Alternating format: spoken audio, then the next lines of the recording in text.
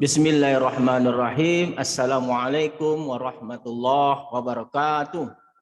Puji syukur atas kadar Allah Subhanahu wa taala atas semua limpahan rahmat dan kasih sayangnya bagi kita semua, di mana pada pagi yang cerah ini kita masih diberikan kesempatan untuk mengudara, untuk menyampaikan pesan-pesan matematika.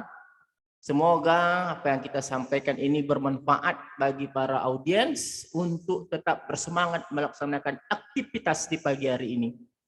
Salam dan salawat kepada junjungan besar Nabi Muhammad SAW dengan melafazkan Allahumma salli ala Sayyidina Muhammad wa ala ali Sayyidina Muhammad. Kembali bersama saya Dr. Rado Yendra SSI MSc. Kita akan melaksanakan perbincangan khusus, di mana pada kesempatan kali ini kita akan berbincang mengenai suatu topik yang sangat menarik, adalah bagaimana dosen itu mengajar. Nah, jadi isu yang kita coba lemparkan isunya adalah melihat sejauh mana dosen itu mengajar. Dalam perbincangan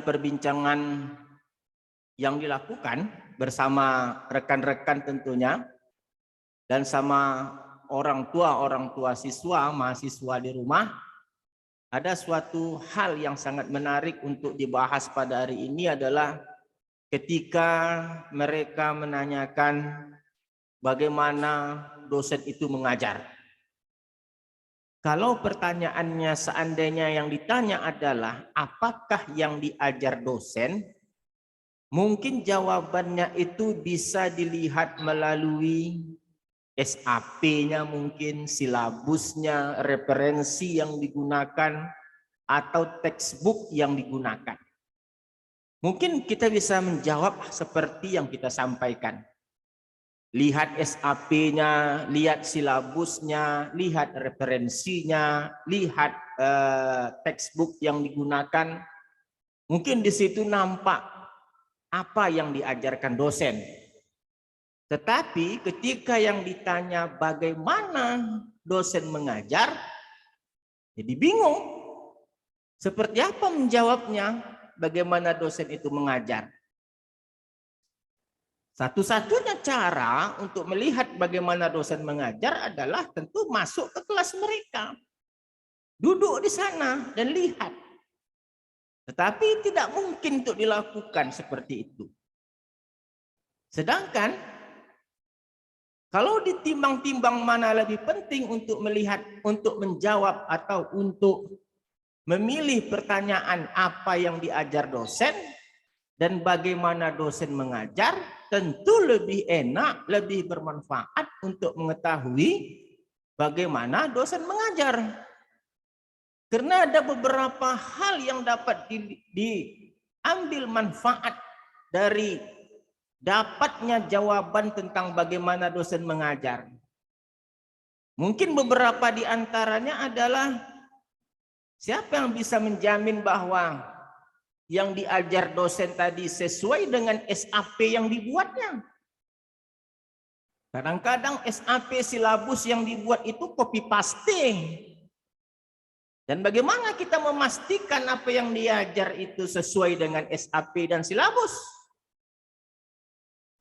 Pertanyaan kedua adalah, sejauh mana dosen tadi memahami materi? Jangan-jangan yang diajarnya hanya introduction saja. Hanya bab-bab pendahuluan. Sedangkan bab-bab yang di tengah yang lebih menjurus kepada permasalahan mungkin ditunda atau ditiadakan. Karena kemampuan dosen tadi hanya sanggup untuk mengajar kulit-kulitnya saja. Atau ada beberapa lagi,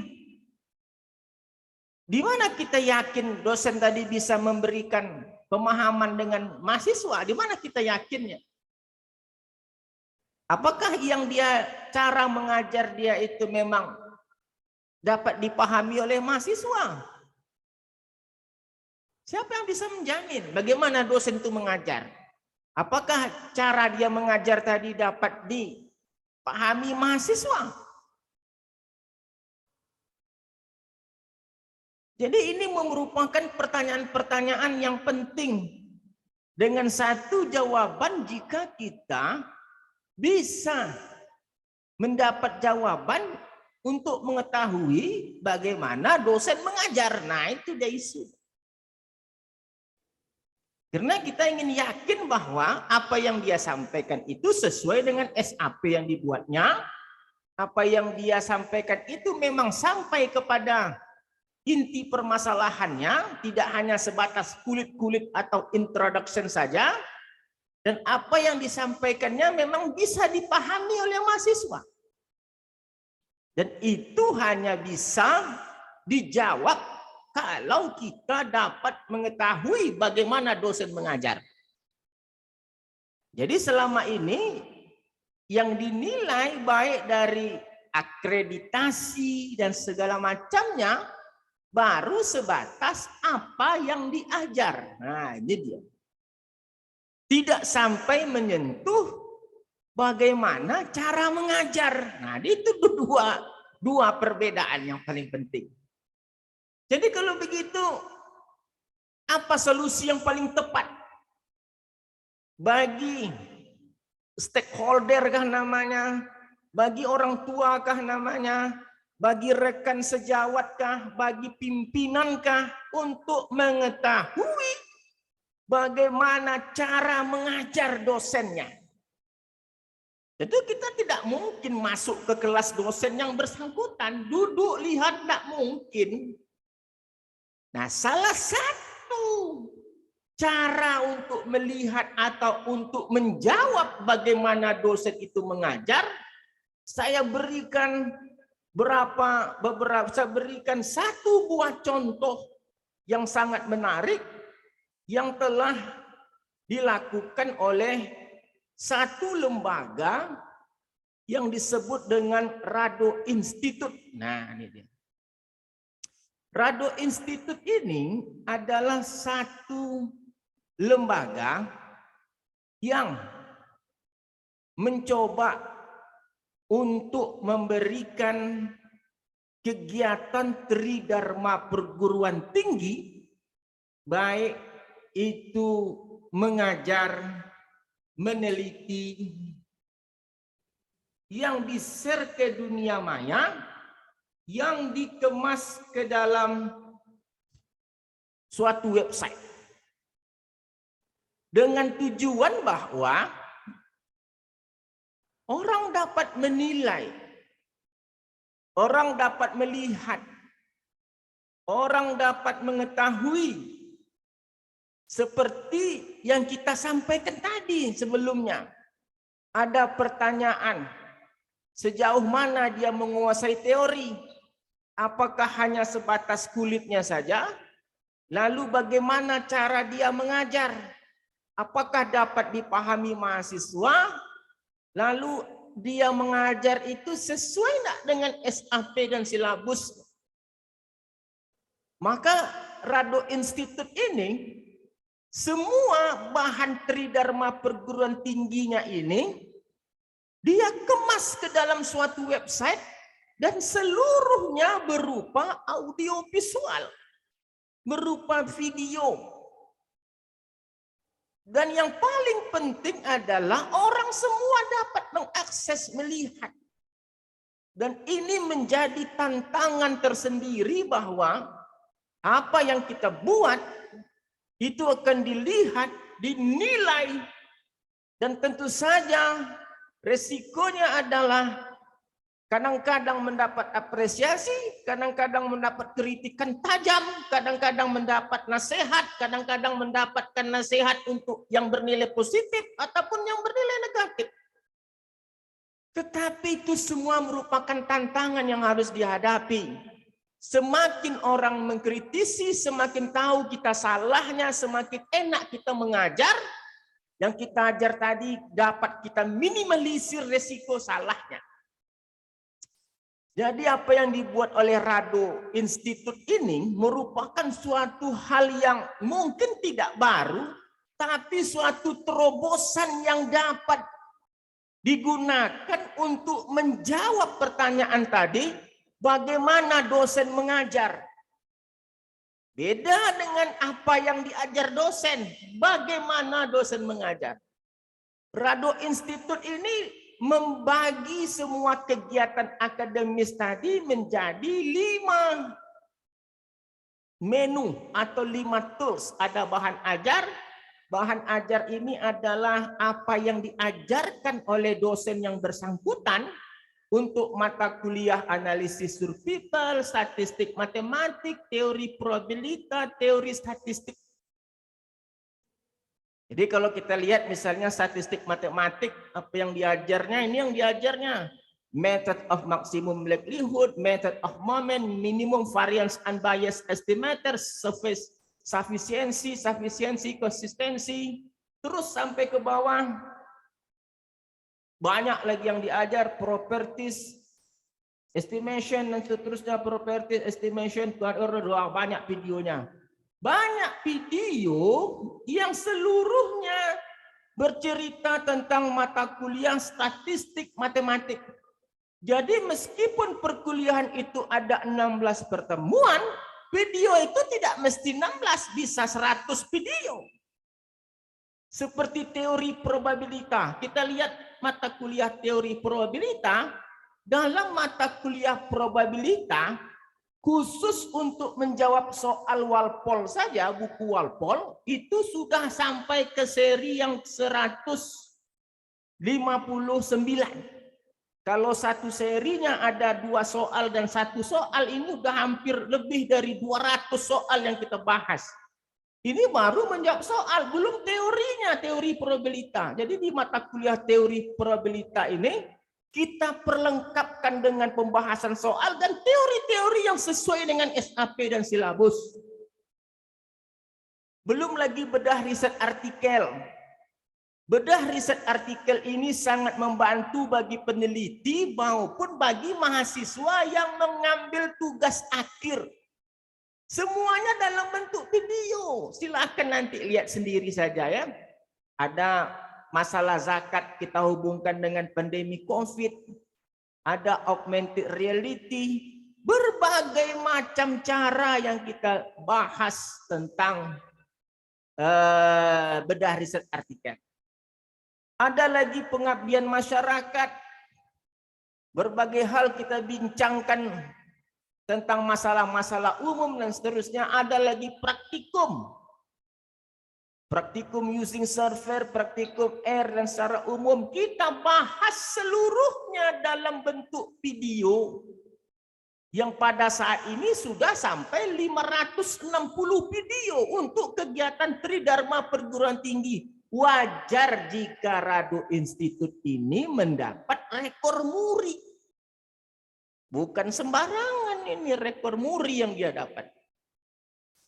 Jadi kalau ini sudah ada bagi seluruh dosen, jadi kita bisa menjawab ada pertanyaan tadi, bagaimana dosen mengajar? Orang akan bisa menilai, oh ternyata dosen yang namanya Rado Yendra ini mengajarnya begini. Kelebihannya di sini, kekurangannya di sini. Ini yang dapat diambil tentang ilmunya, ini yang tidak sesuai dengan saya tinggalkan. Nah, kan bisa. Ingat loh, seluruh dunia. Karena kita mengambil hostnya itu adalah www.radoinstitute.com. Dunia bisa melihat, ya silahkan saja. Dengan segala risiko tentunya yang sudah harus kita pahami. Kalau ada orang mengkritik tajam, terima, perbaiki. Biasa dikritik, jangan takut untuk dikritik. Karena kritik itu bisa membangun, bisa meminimalisir resiko kesalahan mengajar. Jadi kalau ada orang anti kritik, tinggal di hutan saja, jangan tinggal di sini. Di hutan tinggal kalau memang takut untuk dikritik.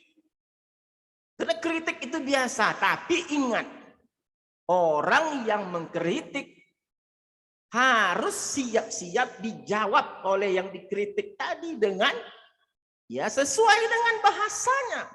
Yang mengkritik santun tentu akan dijawab dengan santun. Tetapi jika yang mengkritik tidak santun, yang dikritik pun akan membalas dengan tidak santun. Begitu. Oke guys. Jadi ini merupakan suatu hal yang sangat menarik yang dapat kita lakukan untuk menjawab pertanyaan tadi, bagaimana dosen mengajar. Nah, ada satu lagi yang ingin kita perkenalkan kepada audiens. Satu lagi yang mau kita perkenalkan adanya satu hal yang baru yang dilakukan oleh Prodi Matematika ini juga menggunakan cara yang sama seperti yang dilakukan oleh Rado Institute, adalah dengan melakukan pengabdian masyarakat untuk ikut terlibat dalam meningkatkan kemampuan matematika siswa Indonesia. Ada SMP, ada SMA, ada SD juga, bahkan bukan SD. Jadi kalau di Google searching kita cari saja namanya rumah singgah dan rumah sakit matematika. Rumah sakit matematika. Nah, ini dia. Jadi ada program studi matematika ini membuat suatu terobosan untuk mengajar matematika untuk tingkat siswa Indonesia yang mereka kemas dalam suatu blok yang disebut dengan rumah singgah dan rumah sakit matematika. Jadi ini dia bloknya, https://rs2blogspot. Jadi kita klik saja di sini. Nah, ini dia rumah singgah rumah sakit matematika, sama dengan Rado Institute tadi. Nah, ketika kita melihat misalnya matematika SMP kelas 7 misalnya ya. SMP kelas 7 ada beberapa pelajaran, perbandingan dan seterusnya ya, ada di sini semuanya. Ada juga SMA, mungkin SMA kelas 11 contohnya misalnya, ada lingkaran terus, ini semuanya kita coba. Ada juga bahkan SD, mungkin SD kelas 4 mungkin ya, SD kelas 4. Ada beberapa video. SD kelas 5 juga ada beberapa video. SD kelas 6 juga ada beberapa video yang kita berikan. Jadi isunya adalah kalau kita sepakat semua dosen untuk terlibat aktif dalam memenuhi dunia maya dengan segala aktivitas tridharma perguruan tinggi, insya Allah mahasiswa Indonesia, siswa Indonesia akan memiliki variasi dan warna-warna dalam bahan pelajaran. Jadi kalau begitu, pembahasan isu utama pada perbincangan kali ini untuk menilai bagaimana dosen mengajar sudah kita jawab penuh dengan contoh-contoh yang konkret. Tidak perlu masuk ke ruangan dosen, cukup buka dalam laptop atau HP, lalu lihat bagaimana dosen tersebut mengajar. Karena isunya tadi kita tidak yakin apakah dosen itu taat kepada SAP yang mereka buat, apakah dosen itu konsisten untuk membahas semua bab dalam buku yang mereka pakai, apakah cara mengajar dosen itu memang dapat dipahami mahasiswa. Jadi jangan-jangan nanti rekan sebidang saja bingung dengan yang diajar, apalagi mahasiswa. Kan gini yang perlu kita gali dari kemampuan dosen itu mengajar. Oke, saya rasa isu yang kita sampaikan pada pagi hari ini sangat baik sekali untuk dicerna oleh kita semua. Silahkan tunjukkan kemampuan Anda mengajar. Karena di sini bukan menunjukkan kita sombong, tetapi kita ingin menunjukkan bahwa yang kita ajar tadi sesuai dengan SAP, yang kita ajar tadi memang sampai kepada inti permasalahan, yang kita ajar tadi memang dapat diterima oleh mahasiswa Indonesia. Saya Dr. Rado Yendra SSI MSc dari Rado Institute undur diri dulu. Wabillahi taufiq wal hidayah. Assalamualaikum warahmatullahi wabarakatuh.